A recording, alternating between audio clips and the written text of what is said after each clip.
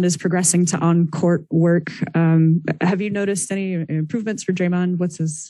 What are your observations about where he's at? I haven't seen him work out because he works out, during off hours. But every time I speak with him, which is pretty much every day, he tells me how great he's feeling and how well he's doing.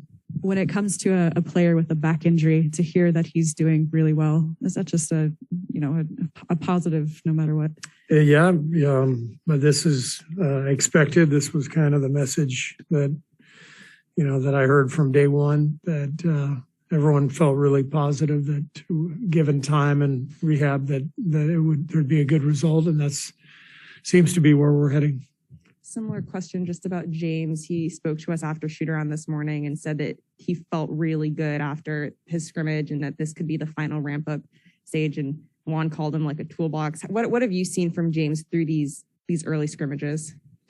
Well, he's the main thing is he's healthy. He's been able to string together several good weeks in a row and build momentum physically and feel good, every day after his work. So it's great news. It means we can continue to ramp up the work and see where it goes from here. How much information do you think? I know you're not the GM, but you're certainly involved in this. Do you guys need to know about James's progress and even Draymond's progress before you get that March 1, buyout deadline? And are there discussions about that right now? About whether you're gonna be in the buyout market? Bob said you would look at it. That was a while ago. Yeah, Bob. It's obviously that's Bob's department, but he calls me when something comes up, and we feel good about where Draymond is and where James is. I'm sure that will factor in, but that's again, Bob will determine all that stuff. And you never know how it's all going to shake out based on who's available, who's not, that sort of thing. Just given the recent startup, you mentioned the defensive struggles and certainly some losses. Do you resist the temptation to say, we can go fix it with one person? Is that player out there, or are these things have to happen internally? That player's not out there for sure. And our issues go way beyond just not having enough size. When we're getting beat at the point of attack over and over again, that has nothing to do with our center position. So right now, the way we're playing, it's back cuts, it's transition, it's point of attack stuff. And then all those things expose a lack of size at the rim. But, for most of the season, we had the exact same personnel. And even the first 10, 12 games without Draymond, our defense held up really well. So I just see slippage more than anything. And generally speaking, if a guy that good is out there, he's not on the buyout market. Somebody would have already snapped him up via trade, and or somebody wouldn't have let him go in the first place. So I really don't think it's a matter of replacing Draymond and James with a big right now. It's about us finding our energy and our collective will together defensively, and then getting those guys back hopefully soon. Do you expect James to play in the G League at some point? We'll see. Everything is up in the air and kind of taking it day by day. Is Jonathan starting again at the 4, same starting lineup? I'm going to start Gary tonight instead of Jonathan, and try to mix up the lineup, change up the rotation behind the starters, and we'll see if that helps us a little bit. Do you have an idea of how many more scrimmages you would like James Wiseman to get? I don't. You mentioned the lineup behind the starters, second unit, whatever. It certainly hasn't seemed to be gelling tremendously recently. What do you see there? What do you think you need there? Well, I think there's no question that the absence of our cornerstone defensive guys, meaning Draymond and Andre, has affected our role players quite a bit. I think Clay's return has affected, the rotation some, so we've experimented a little bit. But all in all, we just lack the connection defensively. Role players all play better next to great players. That's just I can speak from experience. If there's no such thing as a role player on a bad team. You're just an average player. Role players exist on good teams because you find combinations that work and you find guys that complement one another.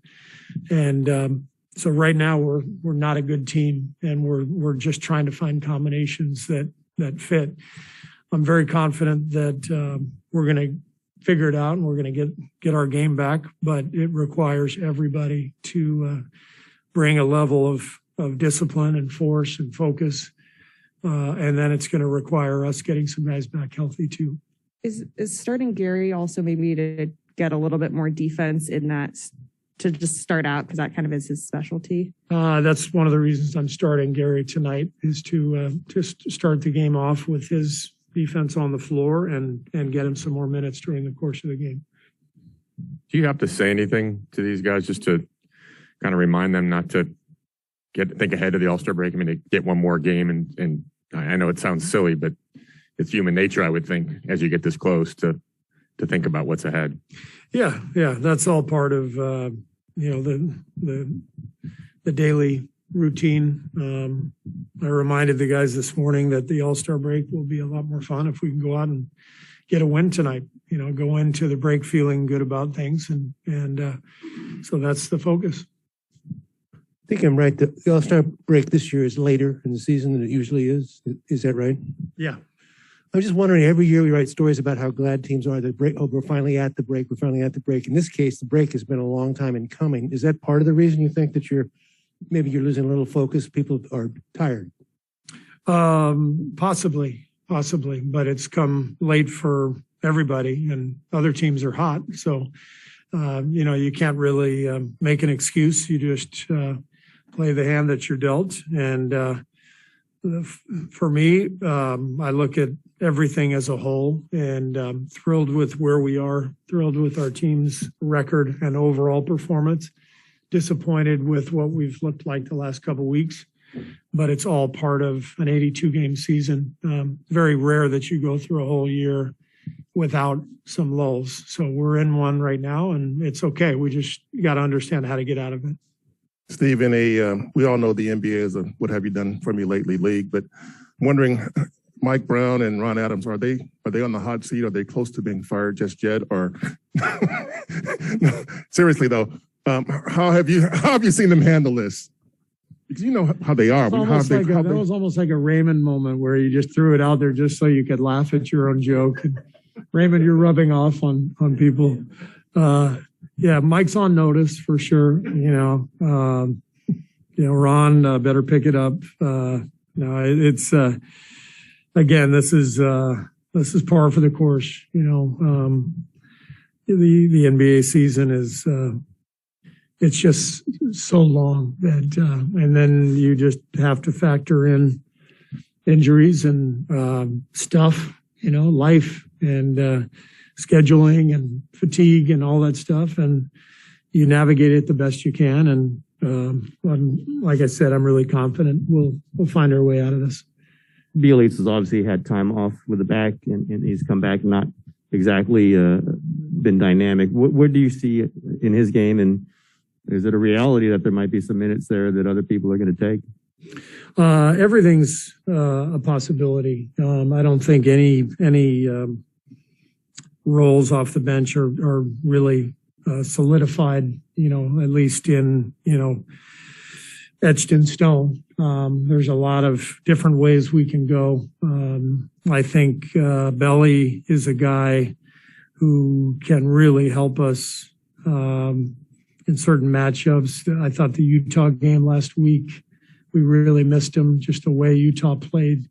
Then there's going to be other games where maybe he's not as good of an option as, playing small at the 5. We just have to figure that out as a staff, and he's got to play through that, and he understands that. James earlier was saying kind of how proud he is of Kuminga for the hard work that he's done. Obviously, Jonathan's played more of the small ball 5, a little bit more with Wiseman out. Kind of just your thoughts on them possibly one day sharing the court together and just all the athleticism between them.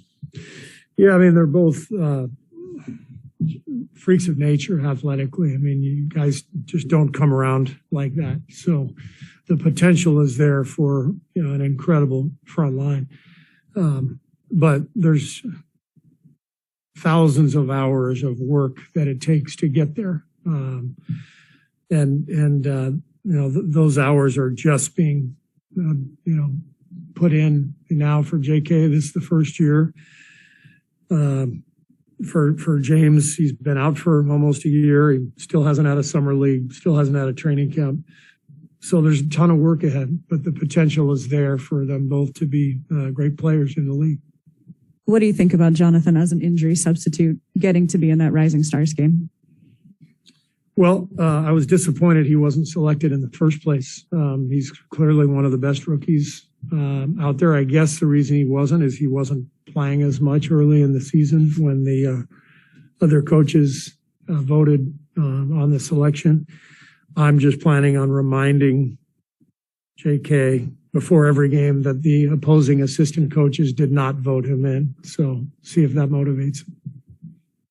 All right, let's do one on Zoom real quick. Sebastian, go ahead. Hi, Coach. How are you? Sebastian Hernandez for Hispanic Sports Media. The last game that you play against the Nuggets, one of the keys of the victory of the other team was the great defense that they prepared against Stephen. So do you think today that is going to be one of the most important teams to evade? You're talking about Denver's defense? Their defense against Steph in particular. Oh, against Steph. Yeah. I mean, guarding Steph is always the key for any of our opponents. And I'm sure they'll have a good plan for them, and they'll put a lot of different people on them and try to mix up their coverages and try to make them uncomfortable. But that's always got to be, the focal point going against our team. Great. Thank you. Thanks. Appreciate that.